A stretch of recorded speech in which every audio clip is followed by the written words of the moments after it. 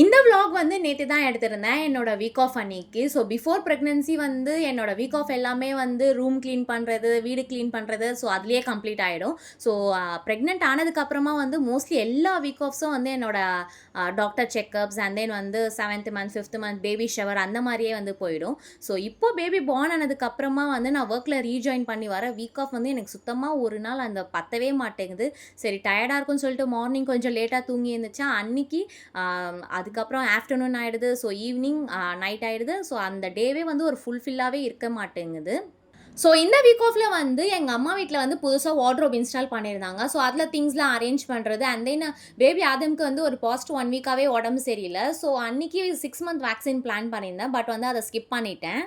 யூசுவலாவே வந்து winter season start ஆனாலே வந்து பேபீஸ்க்கு, அடல்ட்ஸ்க்கு எல்லாருக்குமே வந்து உடம்பு சரியில்லாம போகும். மெயினா வந்து நியூ பார்ன்லேருந்து 1 இயர் வரைக்கும் இருக்கிற பேபீஸ்க்கு வந்து ஆர்எஸ்வின்ற வைரஸ் வந்து சீக்கிரமாவே ஸ்ப்ரெட் ஆகும் அப்டின்ட்டு வந்து ஆதமோட பீடியாட்ரிக் வந்து சொல்லியிருந்தாரு.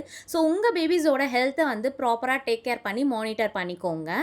ஸோ அன்னைக்கு வந்து எங்க அம்மா ஒரு 15 மெம்பர்ஸ்க்கு சாப்பாடு குடுக்கணும் அப்படின்னு சொல்லிட்டு, பகாரி அண்ட் தால்ச்சா தான் ஆஃப்டர்நூன் லஞ்சுக்காக செஞ்சிருந்தாங்க. எவ்ளோ வொர்க்கிங் மதர்ஸ்க்கு வந்து வர ஒரு நாள் லீவோ, வீக் ஆஃபோ வந்து ஃபுல்ஃபில்லே ஆகாதுன்றத கீழ கமெண்ட் பண்ணுங்க. மறக்காம சப்ஸ்கிரைப் பண்ணிடுங்க. நெக்ஸ்ட் விளாக்ல பார்க்கலாம். பாய்.